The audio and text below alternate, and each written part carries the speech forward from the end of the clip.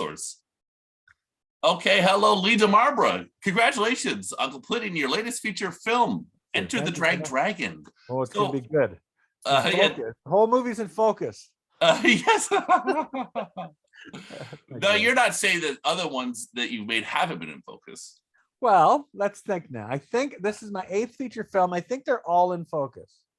Yeah, that's means that when they look back at my legacy as a filmmaker, they'll say they'll talk shit about them, but the one thing they can say is, well, they were in focus. Exactly. There you go.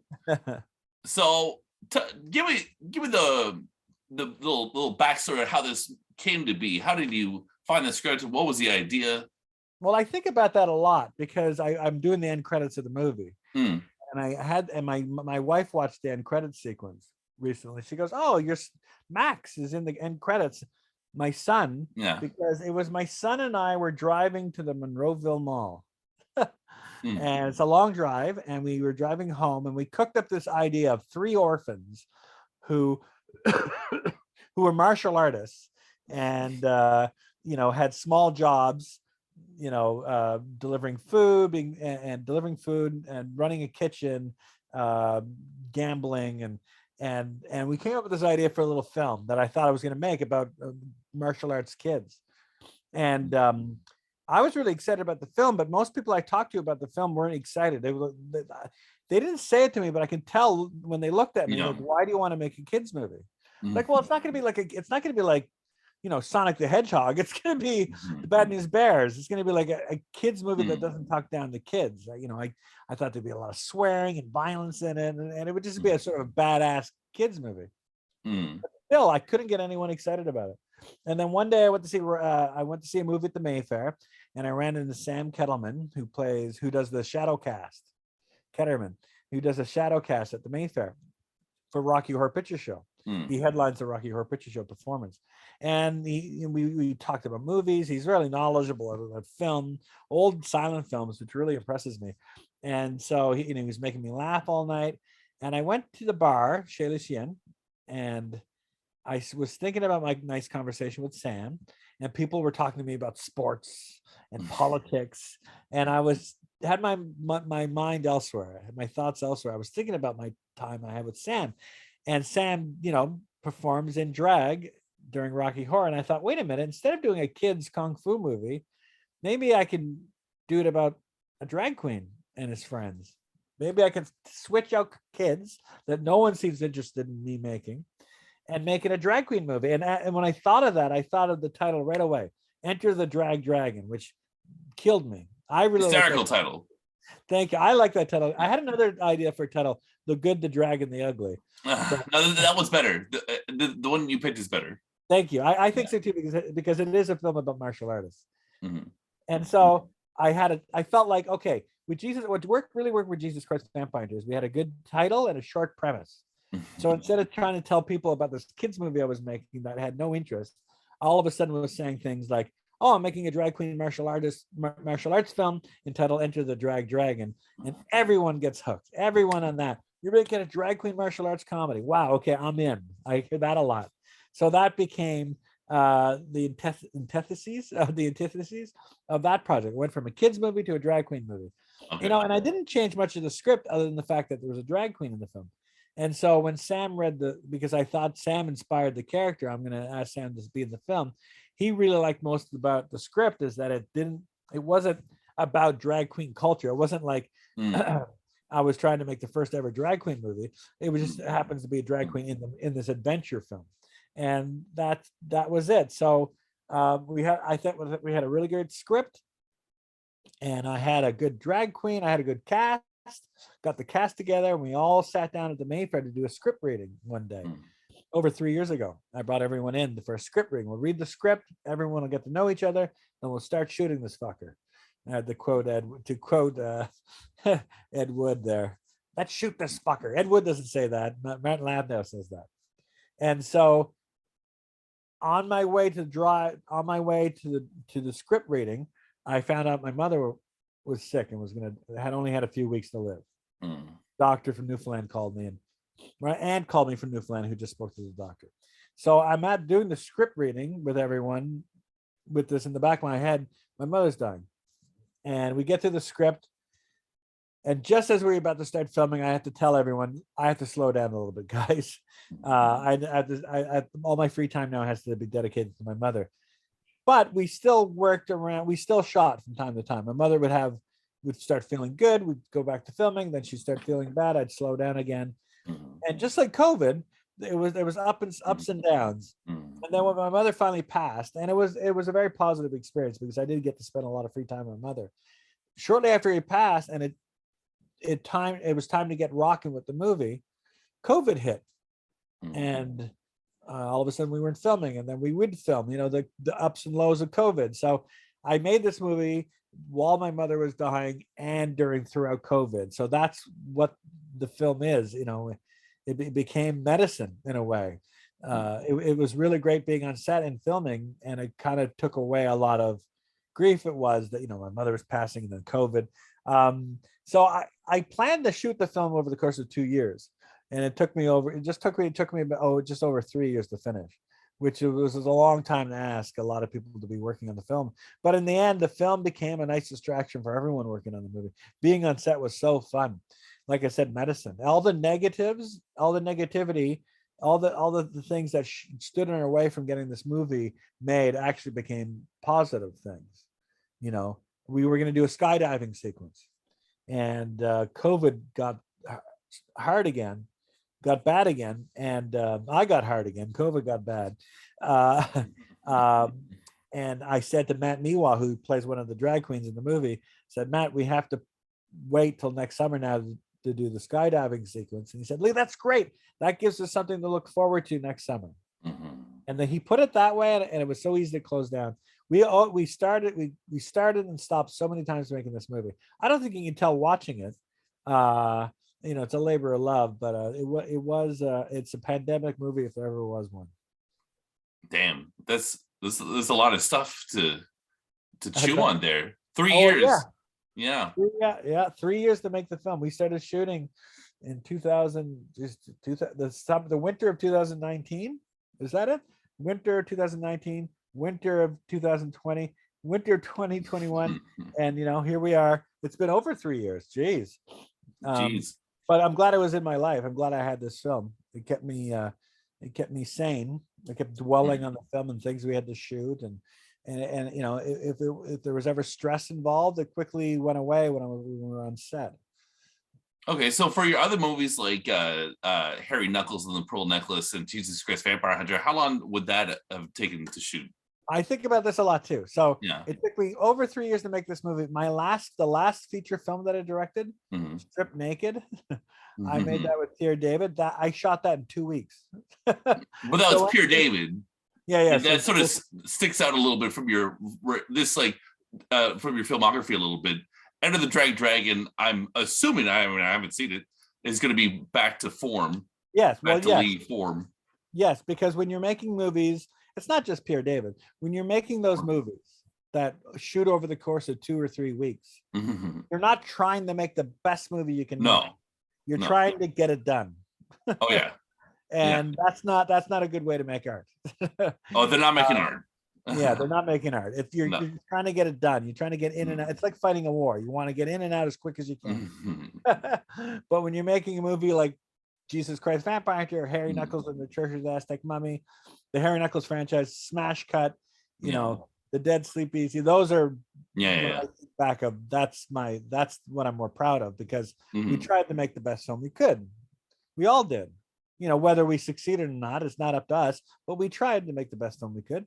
And that's what those are. And that, to me, that's more creatively rewarding than spending 2 weeks making a movie and just trying to get it done. Like, if you ever had the notion, we could try this really interesting shot. No, you can't, because we have to be on the other side of town in an hour. It's just a horseshit way of making movies. So to go back to your original question, Jesus Christ Vampire Hunter took me 2 years to make. Oh, okay. And Harry Knuckles and the Pearl Necklace took 2 years to make. We shot on weekends. We didn't shoot 14 days straight. We shot on weekends to get it done. And this one, I wanted to shoot again like that. I realized that when making Harry Knuckles and Jesus Christ Vampire Hunter, I had this dream to go to Hollywood or make a big budgeted movie someday. And Mhm. when I finally got to what I thought the dream was, I didn't realize I was living the dream making Jesus Christ Vampire Hunter and Harry Knuckles. I didn't realize that was the dream. Yeah, I needed to wake up and realize my dream was those movies. So I'm back to, I feel like I'm going to enter the Dragon. It'll feel like from the makers of Jesus Christ Vampire Hunter more than my last 5 films, or my Oh, last 2 films anyway. well, I hope that excites people. I mean, I think that's cool. I Yeah. remember, like, I discovered your movies really at the Invisible Cinema. May it rest in peace. And they had, you remember you had a little section there. That's right. With all these other directors, and so to me, it was like Lee was in the mix with Jess Franco and John Waters and whoever, Yeah. In Ottawa, that's like kind of how it is in a sense. You could walk into the Invisible Cinema and see that name Lee Demarbre amongst those other people, and then just grab it and like maybe you don't think it's good or whatever, but it's right there. Yeah, I think when you say things like Jess Franco, I thought of Joe D'Amato, and I thought when I think of Joe D'Amato, I think of genital warts. And I like to think my films are just like a Joe D'Amato film without the genital warts. Oh, gee. I remember being in Invisible Cinema and renting 2 movies with Phil, who plays Jesus Christ Vampire. Yeah. Who's also in this new movie. Mhm. We rented Joe D'Amato's Erotic Nights of the Living Dead. Okay. And we rented Joe D'Amato's Cannibal. No, what was the film? Porno Holocaust. Porno Holocaust. Yes. Yeah, those 2 movies back to back, and he shot them back to back. And same actors in both movies. And in both movies, Joe D'Amato shoots sex scenes in unattractive ways where you can see the same actor has genital warts. Both movies, and he's spreading legendary. Them. Yeah, it's disgusting. It's disgusting, but I like Joe D'Amato as a filmmaker because he's the best of the sleaze filmmakers. But I always think of that. Oh, cool. All right, so let's get personal. How does life change after you make a movie like Jesus Christ Vampire Hunter? Does it get more annoying? Is it like no, I'm sure to an extent? No, okay, not at all. It's just it's awesome. It made COVID a lot better because of COVID. That movie got discovered again. I felt like because everyone was home and watching crazy movies. I had the best 2 years of my life watching movies. I was watching 3 movies a day and watching great films. I watched so many films I'd never seen before or discovered again for the first time. I loved the last 2 years of my life in terms of watching movies. But I imagine there was people around the world doing the same thing. And Jesus Christ Vampire found a lot of new fans over COVID. And so I was on my computer doing Zoom intros and Q&As with new fans every other day. Not like once a week, like once every 2 days. I would get downstairs and I get on the with people from Italy and Mexico and parties. They'd be having watch parties and they'd want to have me on to do a Q&A after, and I'd bring out all the props from the movie. I'd bring out the stakes and the costuming, which they really liked, and I had my camera still that I shot the movie on. So Jesus Christ Vampire jumped back in my lap over COVID, which is nice. And it was exciting to talk about that movie and then talk about my new film, Enter the Dragon, which I feel like is a sister movie. I feel like it exists in the same universe. Like there's characters in Jesus Christ Vampire who turn up in this movie. Nice. And there's situations, and it feels like it takes place in the same city as Jesus Christ Vampire, almost at the same time. Yeah. So you're also like the head cheese of the Mayfair Theater. So tell me how the Mayfair is sort of a character in the new movie. Oh, that's right. Good question. It's funny. The writer said to me, the screenwriter Mark Polisel wrote the Mayfair into the script, and at first I didn't like the idea. He said, Lee, why doesn't the orphans live at the Mayfair instead of living at a orphanage? And I said, well, because I work so much in the Mayfair and I'm always there, I kind of forgot how cool the Mayfair was. And he said that to me, Lee, I don't think you realize how cool the Mayfair is because you're there all the time. It'd be a good backdrop. And when COVID happened, I'm so happy that we chose the Mayfair as a setting because I could shoot at the Mayfair during COVID.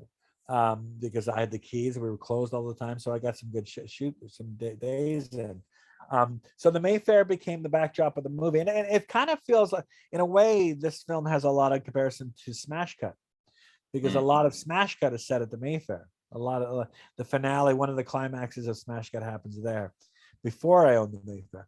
So it feels like not only is this film set during and around the same time as Jesus Christ Vampire Hunter, it also feels like it's set in the same universe as Smash Cut. And both movies are a love letter to cinema. And so what's really cool about the Mayfair being a backdrop in this film is that they're okay. So the whole story is that these two orphans live in a cinema, and the guy who runs the cinema allows them to live there as long as they help him keep the lights on. The multiplexes open up across the street, so they can't be a movie theater anymore because no one's coming to the Mayfair anymore. But they do odd jobs around the city, delivering food and solving mysteries, bringing some money in to keep the lights on. And but it's closed the whole movie. When you see the Mayfair in the movie, there's cloth over the seats. It's a rundown, closed down movie theater, and so it was because of that backdrop. It was real. When we were shooting the movie, we were closed. We were actually shooting in an abandoned movie theater. It was set in an abandoned movie theater, and then when the Mayfairs were reopened now, we just recently shot the happy ending for the movie. Is, I don't mean to ruin anything, but the happy ending of the movie is the Mayfair is able to reopen again. And so we were able to fill the seats, and it felt like, in a lot of ways, the events of Enter the Dragon was really happening. I felt like I was living in the Mayfair with this drag queen and his friends, solving mysteries. That's funny. And the only thing they know about martial arts is, so Fast Buck, the character Fast Buck is played by Phil Caracas, who played Jesus Christ Vampire Hunter. And the only thing they know about martial arts is from the Kung Fu movies he shows them. So they watch Kung Fu movies all day. They watch Kung Fu movies all day long, and then they go out and they think they know Kung Fu from the movie. And it's kind of like me. I'm not a martial artist.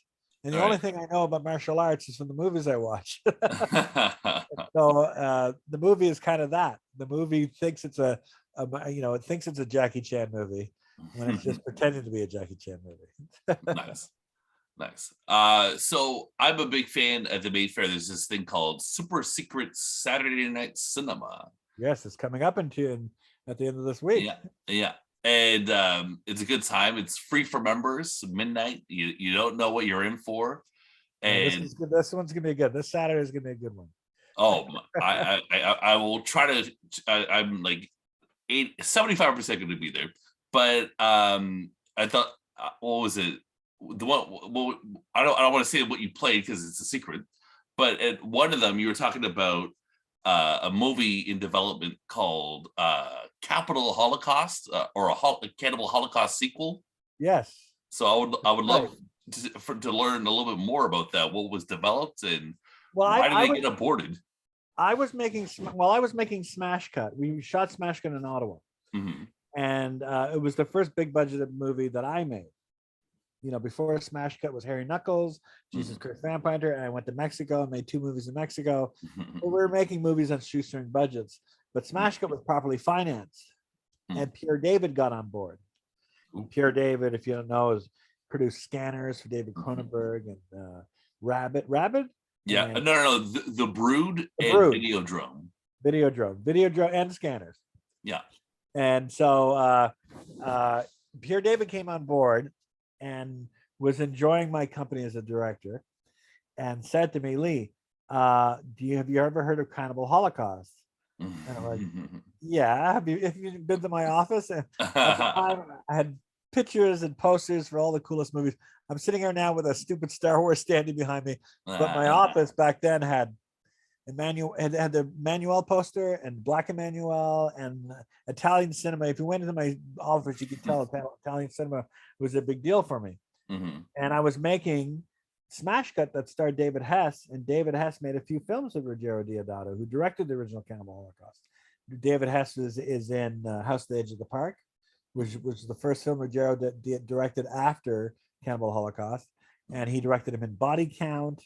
And so David talked about Ruggero all the time, and eventually I would get to know Ruggero through David, become good friends. But before all that, we're making Smash Cut, and Pierre David says to me, Lee, my next film as a producer is I'm producing the sequel to Cannibal Holocaust.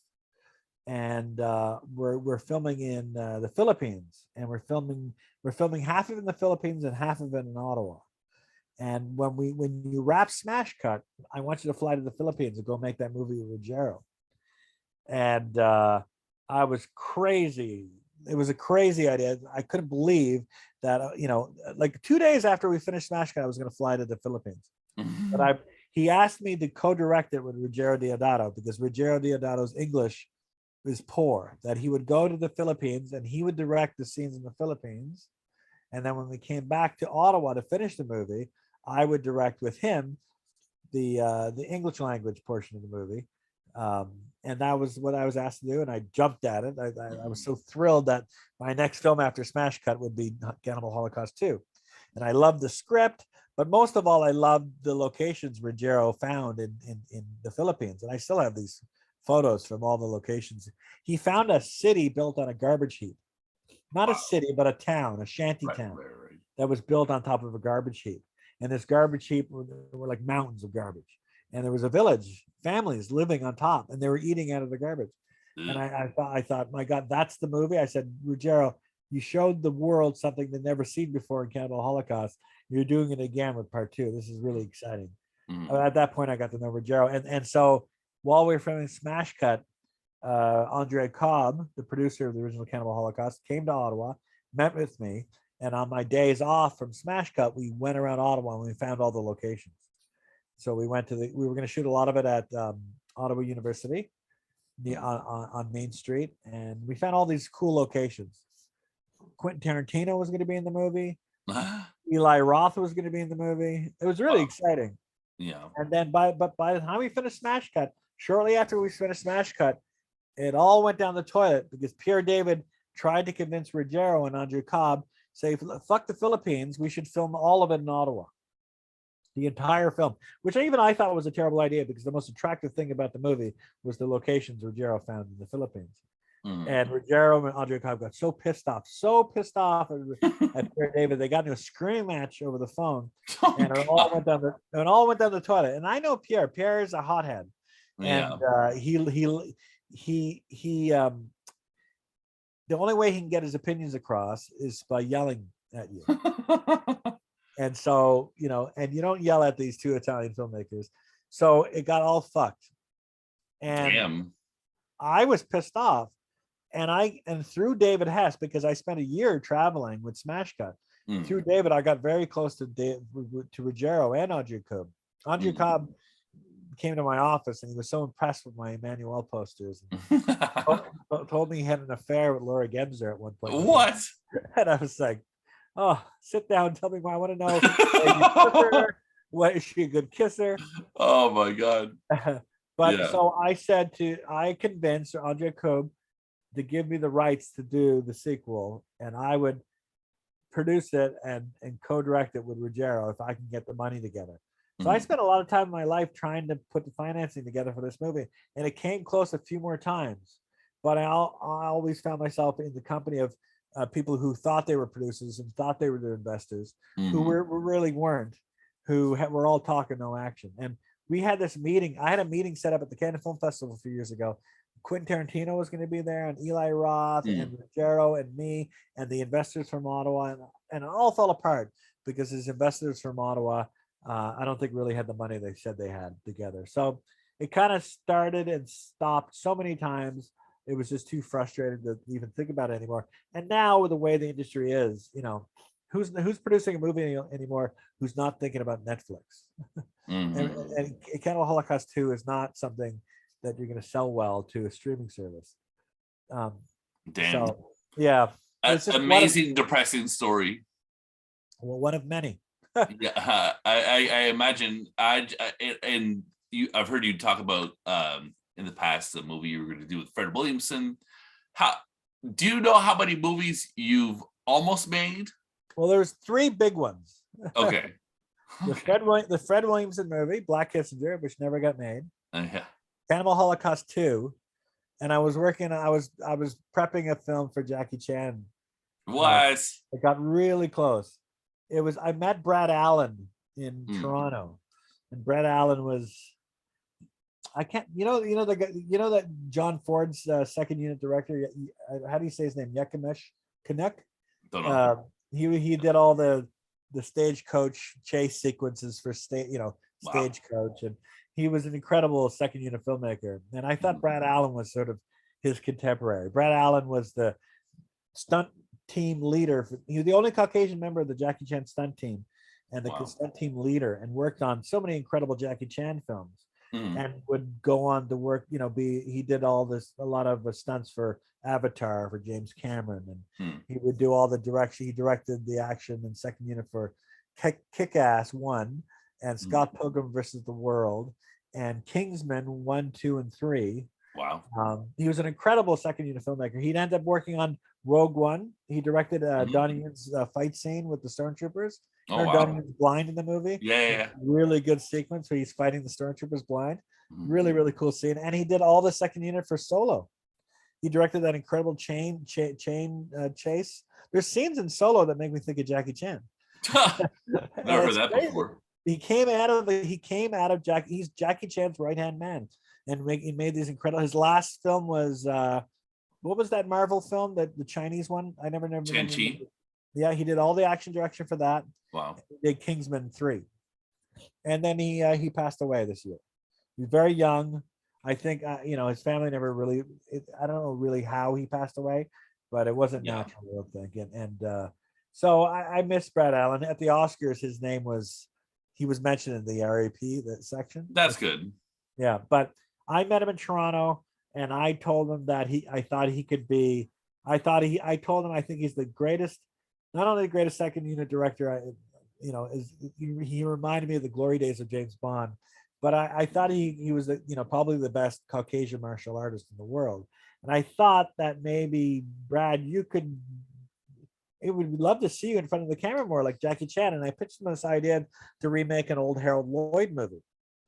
Oh, wow. Welcome Danger. It's a movie set in the Chinatown in San Francisco. And when Harold Lloyd made that movie, he started making it as a silent picture, and the sound error started. So he remade his own movie with sound. And Brad loved the idea, and I got in contact with the Harold Lloyd family, and we were securing the rights. But Sony wanted to buy the Harold Lloyd property to remake the Harold Lloyd movies. And the Harold Lloyd family loved our idea so much, they were willing to sell everything to Sony except for Welcome Danger so we could make it. And Brad knew everyone in the business. So Brad had Guillermo del Toro was executive producing the movie, and so was Edgar Wright. Wow. And I was going to direct. Jeez. With Brad starring, and Brad told me that Jackie Chan, he agreed to be in the film. And it was this big project that all fell apart when Sony said we need everything. Sony bought everything. Sony ruined it by buying broken, and they've done nothing with the project. Sony bought all the property from Harold Lloyd's family, has done nothing with any of that work. But it has to be that way, right? Yeah, all for naught. All for naught. So not making this colossal black exploitation film in Jamaica, Black History with Fred Williamson, not making Jackie Chan's movie, not making the Cannibal Holocaust. All these dream projects fell by the wayside. And it was really, I spent 10 years not making movies, trying to make movies, almost putting as much effort into making movies, but not having anything to show. Got me back in doing what I love doing, is producing and financing a movie myself for next to nothing, working on the weekends with people who want to be on set. I made 2 films for Pierre David where everyone involved behind the camera, none of them wanted to see the movie or wanted to be on set. Yeah. Wanted to finish the movie, go home, to start working on the next film. And I'm like, I'm surrounded by the wrong people right now. I want to be on set with people who want to be there. I want to be on set with people who are passionate about what we're doing. And I found myself there with Enter the Dragon. And I swear to God, Michael, if no one saw this new movie, it was still worth doing because it was so fun to shoot. Well, we'll have the Mayfair premiere. There'll be the Mayfair crowd. Yeah, in the fall, hopefully. I think I'll have a finished film in June. It's all Okay. edited together. We're done shooting. I'm just doing a sound mix, color correction, special effects, and the music is the big one. Music's going to Oh, take a while. As soon as we're done the music, it's done. okay. It's gonna be Okay. good. Well, Lee, thank you so much. Oh, sorry. Is It's in something else you focus. wanted to say? I just want to say it's in focus. I'm going to repeat the Yeah. same joke I made to you as I did at the beginning. It's in focus too. The whole movie's in focus. You're really like it. Lee, thank you so much for your time. I have one more question though. Is there Yes. a possibility of a Lee Demarbre Blu-ray box set in the future? Well, that's the thing. That's the thing about not owning your own movies. Like, look at Andy Sedaris. Yeah, yeah, yeah. I He had that owned box set. Andy Sedaris and Russ Myers produced and directed their own films, Hmm. so you can couple them all together. Hmm. And when filmmakers do, like Martin Scorsese can never have a colossal box set. John Wayne can never have a colossal box set because of all these Oh, different studios. So yeah. I own, Harry Knuckles and Jesus Christ Vampire Hunter, and Vampiro's back to being mine again. Mhm. And but I made so many movies. The producers don't know. I asked Rob Menzies recently, who produced my last 3 films, who Mhm. owns the rights to Smash Cut. He couldn't even tell me. Ah, It's sad. So why make these movies if you're like, are you making them so you can sell it for like 1 month and then it's mm. behind you? I want to have a movie come into my life that's going to be with me for the rest of my life. Jesus Christ Vampire Hunter is with me for the rest of my life. I can always tell people about it, tell them where to get it. And that's what Enter the Dragon is. So I own my own movie. I'm never going to make a movie again that I don't own. I'd rather make a movie for $3 and own it than make a movie for $30 million and have someone own it and for a week and then not know where it is anymore. So I need to make more movies like Enter the Dragon to have my box set. So I'm excited about my next film. I got a nudist epic that we're going to shoot next. Oh my God.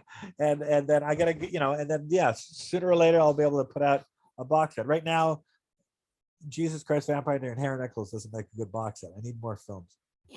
Okay, well, Lee, thank you very much for your time. I'm going to be there at the premiere. I look forward to Yeah, you should. It's in focus. it.